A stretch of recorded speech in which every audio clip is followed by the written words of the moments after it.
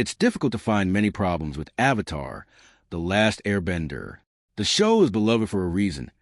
It brought emotionally rich storytelling, sophisticated themes, and character arcs that still resonate nearly 2 decades later. Few shows, animated or otherwise, have nailed tone, pacing, and growth as well as HLA. However, despite its near-perfect execution, the series wasn't flawless. Throughout Aang's journey to master the 4 elements and restore balance to a world torn apart by war, HLA wove in several subplots to add depth and complexity. Some arcs, like Zuko's redemption or Toph's journey of self-discovery, were highlights. Alongside these solid arcs, there was one noticeably shaky narrative thread that felt like a detour rather than an enhancement to the overall story. While many subplots in Avatar, The Last Airbender were celebrated, one left fans divided. It wasn't a bending rivalry or a political twist. It was a romance. More specifically, a romance involving the show's main hero. No matter how nostalgic some fans may feel about it now, the reality is that the relationship between Aang and Katara just didn't work. Aang and Katara's relationship was Avatar, The Last Airbender's weakest story when discussing problems with Avatar. The Last Airbender, Aang and Katara's romance stands out as the show's most underwhelming arc. It was clearly intended as a core emotional thread, yet it lacked the nuance and care seen in the rest of the series. In a show filled with complex motivations and earned moments, their relationship felt underdeveloped and oddly forced. Their conversations were friendly, even affectionate, but nothing suggested a gradual build-up to the grand romance the finale pushed. From the start, Aang's feelings for Katara read more like a one-sided childhood crush than the foundation of a meaningful romantic arc. He idealized her, but the show rarely showed them bonding in ways that explained a deeper, mutual emotional connection. Their conversations were friendly, even affectionate, but nothing suggested a gradual build-up to the grand romance the finale pushed. Meanwhile, Katara's emotions toward Aang always felt like they were driven more by jealousy of others than anything else. She often seemed indifferent when Aang's feelings surfaced, but disliked the idea of anyone else receiving his affection.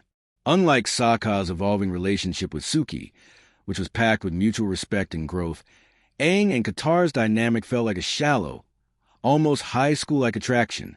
The romance didn't meaningfully impact the plot, either. While Zuko's arc directly shaped the series' themes of identity and choice, Aang and Katara's relationship rarely drove conflict or resolution. That lack of narrative weight made it feel more like an obligatory pairing than an earned emotional payoff. Aang and Katara's first kiss felt weird after so little development, one of the most telling problems with Avatar. The Last Airbender's romance subplot came in Season 2's The Cave of Two Lovers. After being separated from the rest of the group, Aang and Katara find themselves lost underground. The episode plays up the idea that love will lead the way, and the two characters emerge after what appears to be a kiss in the dark. The problem with Aang and Katara's first kiss is that it was barely addressed on screen. Not only is the kiss shown through a cutaway and implied rather than confirmed, but the moment also feels like it happens for plot convenience. They needed a way to leave the cave, and instead of it feeling like a natural emotional beat, it read more like a gimmick tie to the episode's theme. Unlike the first steps in the journeys of many other romantic couples in ATLA, there was no proper lead-up, no emotional climax, and no real fallout afterward. Katara immediately brushes it off, and Aang looks sheepish. Nothing about it felt like the culmination of a brewing connection. If anything, it made the supposed romantic tension feel less authentic. Compared to other key moments in the show, which always felt carefully constructed and emotionally honest, Aang and Katara's first kiss was oddly rushed and forgettable. The writers were clearly planting seeds of the eventual romance, but instead of growing organically, the moment felt shoehorned in. It also undermined Katara's character. She was written with a strong moral compass, empathy, and clarity. But here, she's left fumbling for emotional consistency. As one of the few awkward emotional beats in the series, it remains one of the most jarring moments in Avatar, The Last Airbender. How ATLA could have made Aang and Katara's relationship better the biggest fixable problem with Avatar. The Last Airbender's romance arc was simple: motivation.